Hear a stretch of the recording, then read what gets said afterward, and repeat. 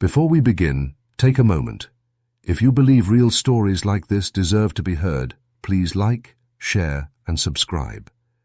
Your support helps this channel uncover more untold truths hidden behind walls most people never see. Because what you're about to hear isn't just a story. It's a test of survival, humanity, and what it truly means to eat behind bars. The clang of metal doors echoes through the corridor. It's morning inside the penitentiary, but the air feels cold and heavy, as if time itself refuses to move. Somewhere beyond those grey walls, breakfast is being served, though breakfast might be too generous a word. The narrator's voice cuts softly through the stillness.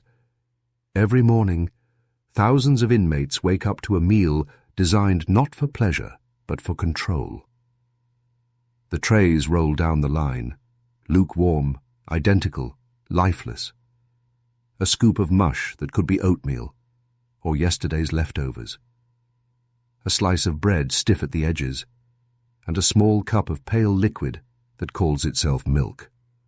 For someone who's never seen the inside of a prison cafeteria, it's easy to imagine the worst. But the reality? It's far stranger and far more human. Prison food isn't just about feeding inmates, it's about feeding a system. Every ingredient, every portion, every calorie is carefully calculated. Not for nutrition, but for budget. Most facilities spend less than $2 per day, per person, to provide 3 meals. $2 for breakfast, lunch, and dinner combined. The camera pans across the cafeteria.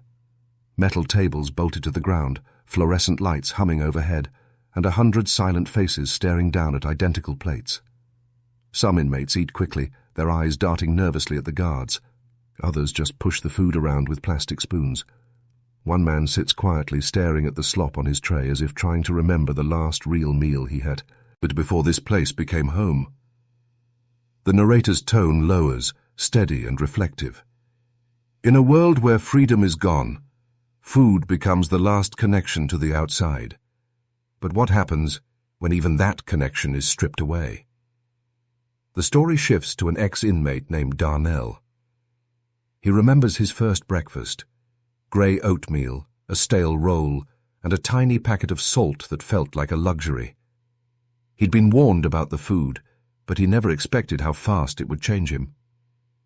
After a few weeks, he says, your body starts to adapt. You stop craving taste.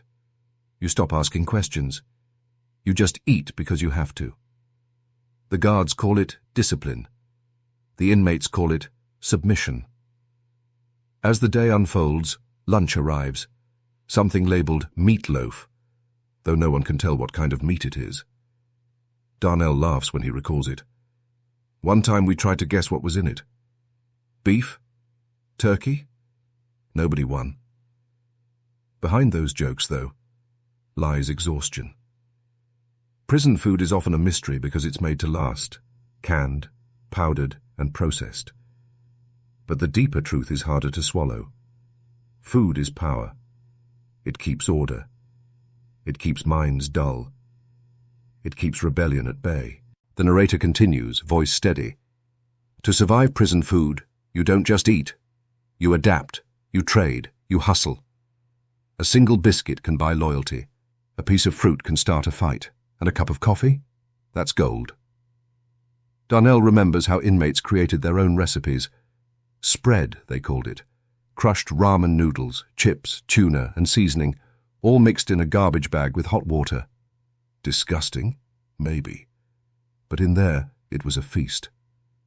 It made us feel like chefs, he says, like we had a little control over something. As the narrator speaks, the camera follows a slow pan over cracked trays, half-eaten meals, and tired faces under dim light. Each spoonful becomes symbolic, not of hunger, but of endurance. Could you survive on this? The narrator asks quietly. Could you wake up every morning to a taste that reminds you how little you matter? The day fades to evening. Dinner is served. Rice, beans, and a spoonful of sauce that tastes of nothing. Somewhere in the background, an inmate hums a tune. It's a song about home, about flavor, about freedom. The narrator's voice softens. In the world outside, food is comfort, culture, and joy. In here, it's a test of patience, of strength, of who you become when every choice is taken from you. The screen dims, fading into a shot of a single tray sitting untouched under a flickering light. The music swells gently, haunting, but calm. Next time you sit down to eat, the narrator concludes, remember, somewhere, someone is staring at their meal, asking a question you never have to ask. Can I really live on this? If this story opened your eyes to the hidden truths of prison life, help us shine a light where few dare to look. Like this video, share it with someone who needs to see it, and don't forget to subscribe, because the next chapter takes us deeper into the secrets behind the kitchen walls. The kitchen of a prison is not what you imagine. There's no smell of spices, no sound of sizzling pans, just the mechanical hum of industrial freezers and the clatter of dented trays.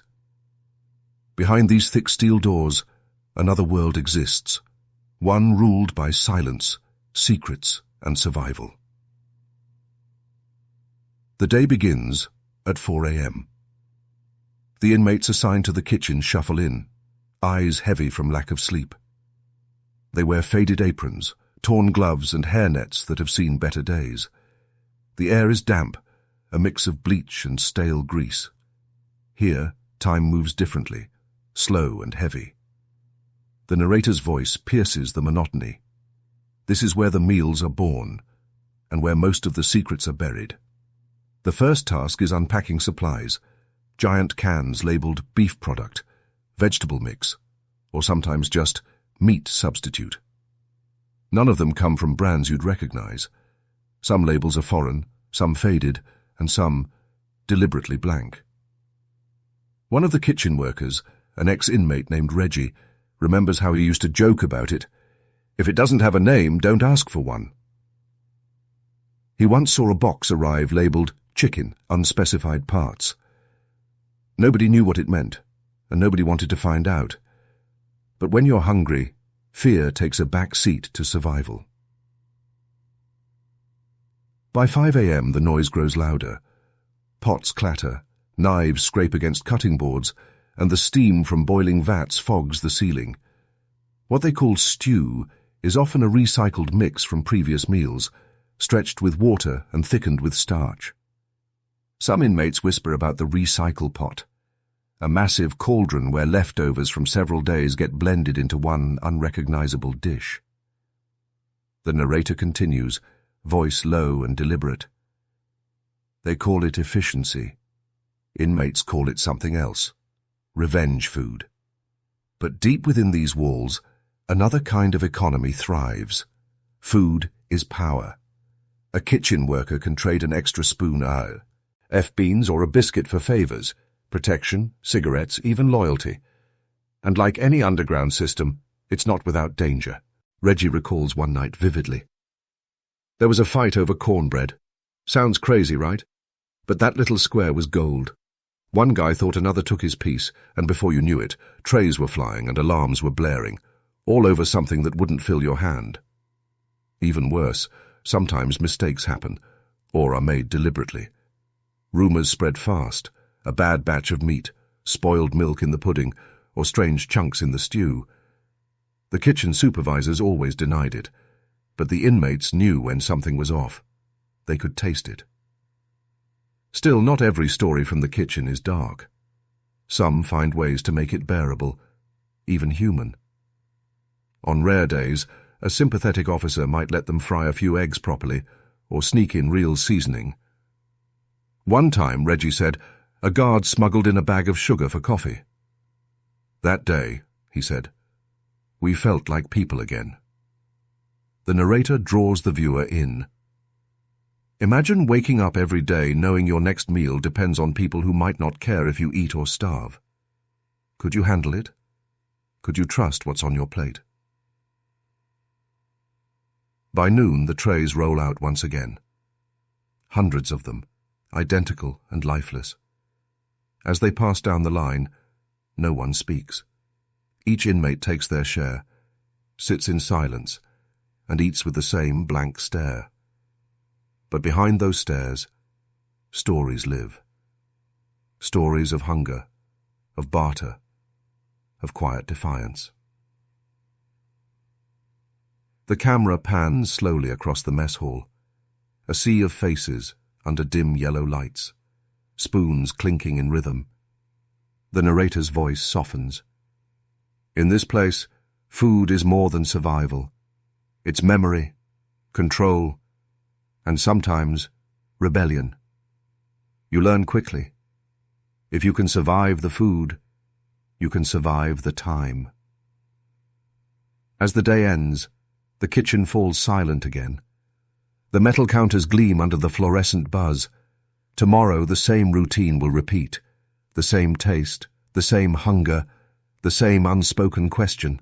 Could you survive on this? The narrator concludes, voice calm but heavy with reflection. Behind these walls, every bite tells a story of struggle, endurance, and what it truly means to be human. If this glimpse into the reality of prison life moved you, don't forget to subscribe for more true stories from behind the bars. Because what's coming next might reveal even more than you expect. There's a saying in prison, you don't eat to live, you eat to endure. And for many inmates, that endurance becomes a silent war fought 3 times a day. The mess hall opens at dawn, and the line begins to form. Long, uneven, restless. The sound of boots scraping concrete echoes down the corridor, a rhythm of resignation. Some inmates joke, others stay quiet, staring at the tray they'll soon be handed. The narrator's voice cuts in, smooth yet chilling. In a place where freedom is gone, food becomes the only thing left to fight for. And sometimes the fight isn't just for hunger, it's for dignity. The scene shifts. The trays slide down a metal counter, steam rising faintly from something greyish and thick. Oatmeal, they call it. But even oatmeal has limits when mixed with tap water, powdered milk, and something resembling sugar. It clumps in the corners of the tray, unappetizing yet necessary. For many, it's not about the taste anymore. It's about survival tactics. Some trade portions, others stash biscuits for later. A few turn scraps into a kind of prison delicacy, crushing cookies and mixing them with instant coffee or peanut butter stolen from the commissary. Creativity becomes rebellion. One inmate, Leon, recalls it clearly. I used to save my cornbread, crush it, add coffee powder, and roll it into a ball. We called it energy bread. It wasn't good, but it made you feel human. The narrator continues, almost whispering. Inside these walls, hunger is more than an empty stomach. It's a reminder that control is everywhere, even in what you eat. The camera pans through the mess hall, plastic forks scraping trays, heads bowed low.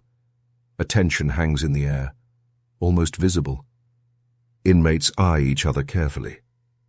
Food is more than sustenance. It's a form of currency. One extra slice of bread could mean a favor owed. A stolen pudding cup could trigger a week-long feud. The kitchen workers, positioned behind bulletproof glass, hand out each tray without eye contact. Their faces say it all. Fatigue, frustration, resignation. They've seen what happens when food runs short or deliveries delay. Tempers flare, lines break, officers rush in, and every so often someone refuses to eat. A protest, silent but loud in its meaning. There are stories, unverified, whispered in corners, about what really happens when supplies run low, about mystery meat that reappears week after week, about sacks of beans crawling with insects, about how complaints vanish before they're heard. But no one dares to question too loudly. The consequences echo beyond the kitchen. The narrator draws the audience closer. If the food made you sick, would you still eat it, knowing the alternative might be worse?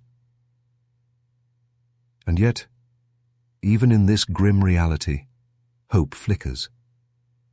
Some prisons have reformed their meal programs, introducing gardens where inmates grow their own vegetables. Others allow supervised cooking classes, teaching life skills for release. For a few hours a week, they get to touch real ingredients: onions, peppers, flour.